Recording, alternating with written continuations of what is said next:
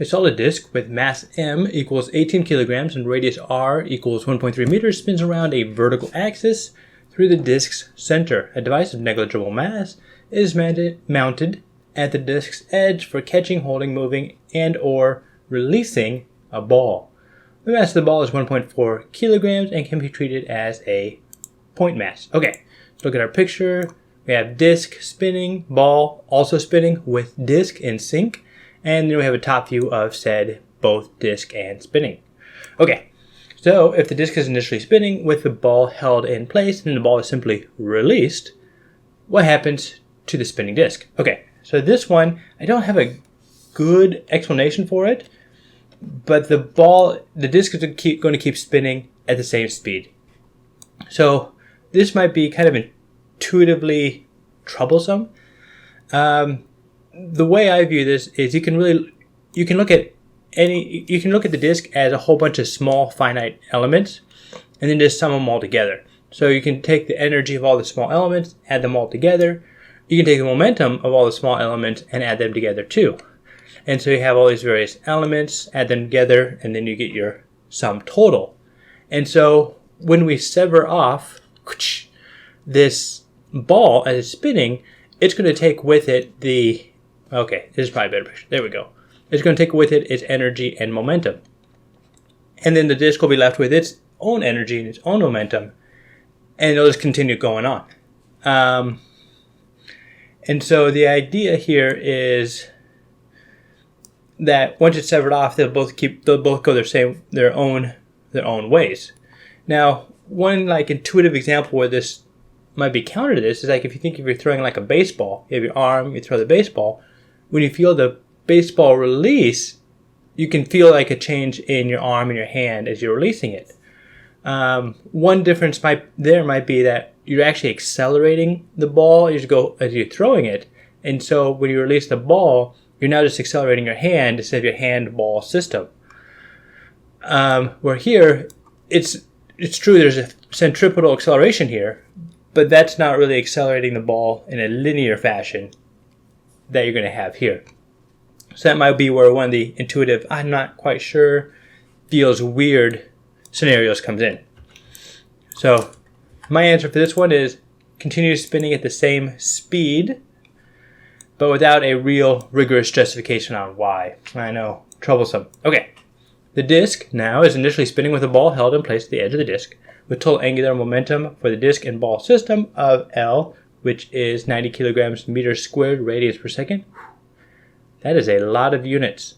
Then the device moves the ball to the center of the disk. What is the minimum amount of work that the device does during this process? Okay, now this is interesting. So just to kind of recap what's going on here is we have the ball spinning out here, and it's going to pull it in towards the center. And there's going to be a certain amount of work done because there's a force due to acceleration centripetal, v squared r, basically pulling the ball outward.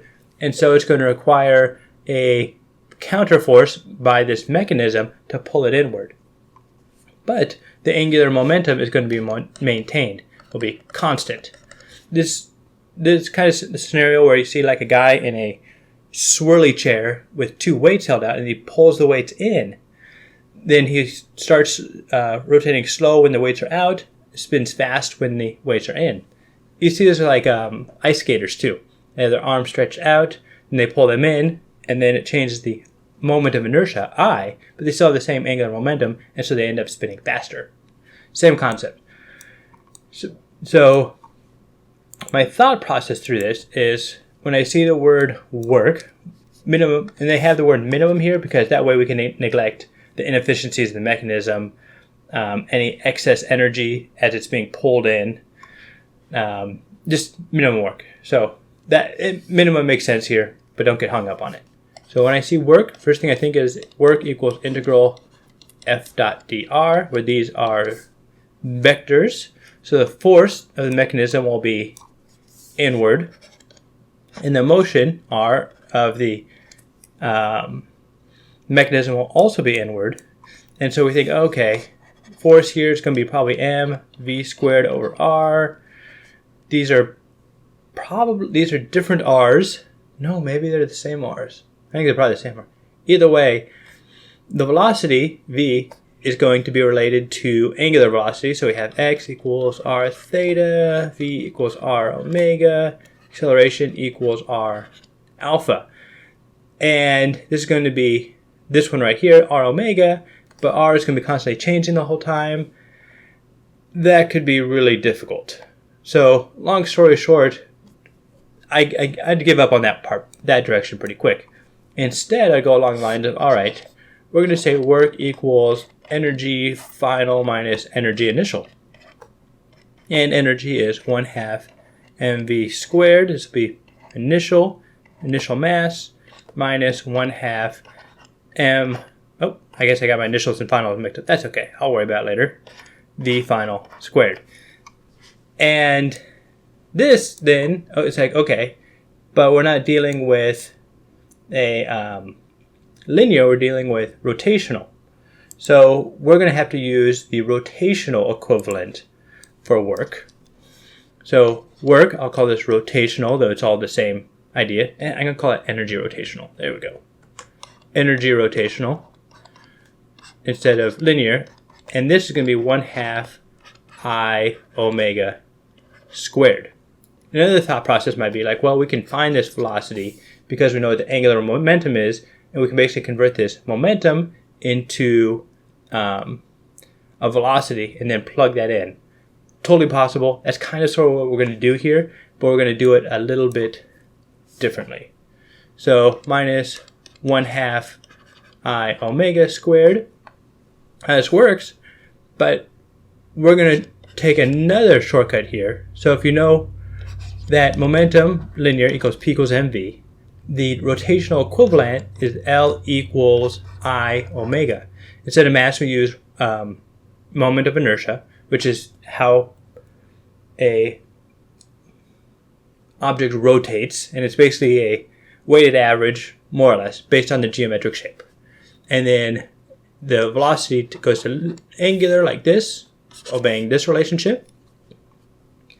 And so if we take our original equation here, we can rewrite energy kinetic as 1/2, let's see if I can do this right, P over M, P squared over M. Because if you write this out then, from a linear point of view, you get 1/2 M squared V squared over M, when the M's cancels, and you get 1/2 mv squared. You can rewrite kinetic energy in terms of momentum. And the same thing, you can do that with rotational as well. And that's the equation we're going to use. So we just went through all this to basically create this equation. I should have an equals 1/2. Instead of linear momentum, we'll use L squared. Instead of mass, we're going to use I. So we have energy kinetic equals 1/2 L squared I. And so we want to find change in work, or change in energy, which is work. And I'm not going to worry too much about the signs now. I'll worry about the positive and negative later. So we have 1/2 L squared over I. I'm going to call this initial. Oh, that 2 above the L is going to drive me crazy. 2 over I initial minus 1/2 L squared. I'll call this initial as well. L squared final over our I final. So this is the equation I've now decided I'm going to use. I know, lots of talking, but that's kind of like the internal monologue and thought process that I'd go through to get to this step. Now this is going to be where I do the actual calculations. One of the reasons I do this whole thought process is I try and minimize how many formulas I memorize. And so when I go through this process, it kind of helps me. They're mostly mnemonics to try to keep these formulas in my head. So this I have memorized because I memorized the first part, and then the velocity and acceleration follow the same pattern. I have this memorized. I have the idea that work is the difference of energy memorized. I have the formula for kinetic energy memorized. And then I know what the analogy is for rotational, where you just replace mass with a moment of inertia I, and you replace velocity with angular velocity. And then I also have the equation for linear momentum memorized. And from that, then I just use the analogy for angular. Or linear memorized, use it to find angular. Okay. Throw all those things together and you kind of get this. In reality, if you're doing this for a timed evolution, you have to do a lot quicker than I am. So realize that I'm moving a bit slow here. Okay. Focus. So when this ball moves in, it's going to this spinning disk is going to maintain its angular momentum. The reason its angular momentum is maintained, and it's the same from the beginning to the end, is because the summation of all the torques will equal 0. There's a force going inward, but torque equals R cross F. This R has to do with sine theta, so basically how perpendicular things are. And since the force and the motion are in the same direction, therefore this torque is going to be 0. There's 0 torque on the system, therefore there's going to be 0 change in the angular momentum. Okay, so coming back here, let's see here. We're going to find out what the I naught is. What are we looking for? We're looking for this value right here. So we can know these because we're given them, because we're given the initial, and we know the final is going to be the same. So the only thing we're really concerned with here is these moments of inertia. So the moment of inertia for a disk is 1/2 mr squared, where that's the mass of the disk, and then r is the radius of the disk. One of a moment of inertia of a ball or a point charge will just be mr squared, where r is the radius away that it's rotating. So have center of rotation there, like so. And then since initially it's just a combination of the two, we can just add them. So this, factoring out the L's, we have 1/2 L squared. I'm going to drop the initial and final because they're the same.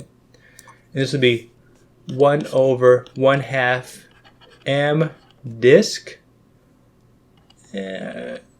r squared, and that's the r of the disk, radius of the disk, plus m r squared.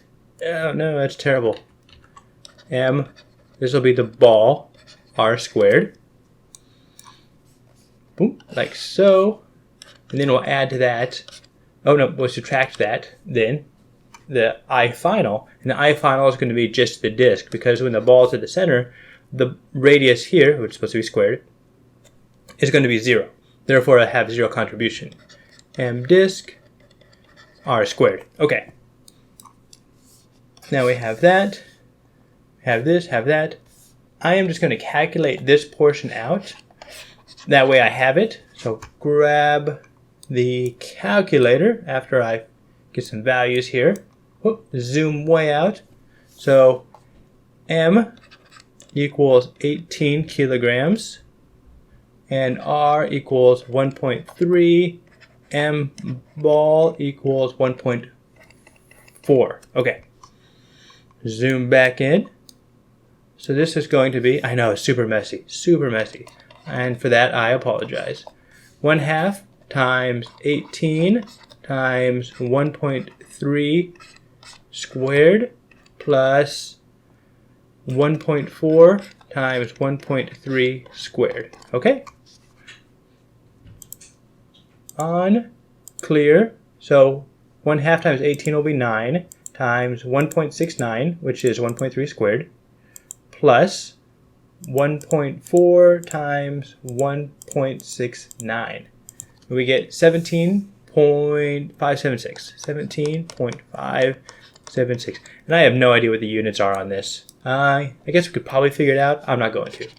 Alright, same thing for this guy right here. This will just be the 1/2 times 18 times 1.3 squared, which should be a bigger number. Oh no, smaller number. So it'll be 9 times 1.69 squared. Oh wait, 25.7. 25.71. 25.71. Okay, that seems reasonable. So then here we can do 1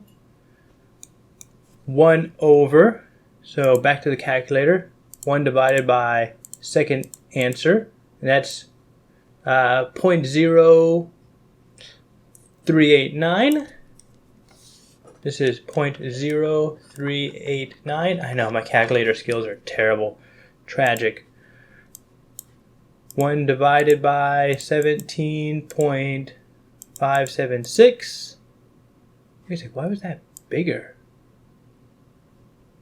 That doesn't make sense. Now I'll check that in a second. 0.05689. 0.05689. Oh, 0.5689. Yeah, close enough. Okay, I gotta redo this one real quick because this number should be bigger than that number. Or maybe I messed this one up. I don't know. So let's do 9 times 1.69. Yeah, that doesn't feel right. 9 times 1.69, and we get 15.21. 1 divided by answer, we get 0.0657.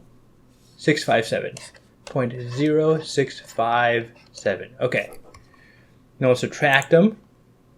Minus 0.056897. We get 0.008. So that's this value right here.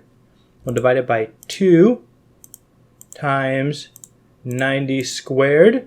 It's a big number. 35.844 equals 35.844. And this, I think, should be joules. All right, make sure I get that real quick. 35.844. I guess there's a 6 at the end. That's okay. Backtrack what we did here. So 35.844 is going to be this answer right there. So let's make sure that, because I was kind of flaky with the sign, let's check the sign real quick. So to do that, I'm going to use the first equation we looked at. Work equals integral F dot dr. And the force of this mechanism is going to be towards the inside, right? Like that. And the direction of motion is going to be that way. And since the force and direction of motion are in the same direction, the amount of work that the device does is going to be positive. So if you have force in the same direction as motion, positive value, because F dot dr, that's going to be the cosine of 0, which is positive 1. Okay, so to backtrack our thought process here, we first thought, I was like, all right, maybe we can do an integral, not really working out. All right, so then we can take the work as the difference of energy to start with and difference of energy we finish with. I was like, okay, we can work with that. But we're only really familiar with the linear version of doing that. So it's like, okay, we can convert that into rotational. But we're given momentum. And it's like, well, okay, we can rewrite momentum. We can rewrite the energy kinetic equation, or kinetic energy equation, in terms of momentum. Basically use P equals mv, or the angular version of L equals I omega. And we do that. You can either do it with a linear and then use the analogy to kind of convert it over to rotational. Or you can use your rotational kinetic energy equation and then just use L equals I omega. Either way, you can do it. You get something that's along the line of momentum squared over mass. In this case, it's L squared over I, 1/2. We have this equation. We know that the momentum is conserved because there's no torque. The net torque on this is 0. And so we can factor out the angular momentum. And then we're left with this equation, which is basically 1 over moment of inertia initial minus 1 over moment of inertia final. And I was kind of flaky about the signs. I got them backwards. I'm not too concerned. And then I abused the calculator and I did some terrible calculations, but everything kind of worked out well in the end. We found an answer of 35.8 joules.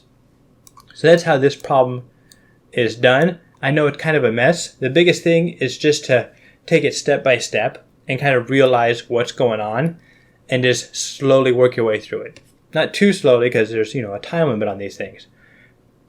But try not to panic and try to not make mistakes is the big one here. And then once we got to the final calculations, it wasn't all that bad. Well, I made it bad. It shouldn't have been bad. So I hope that helps, and I will see you on the next problem.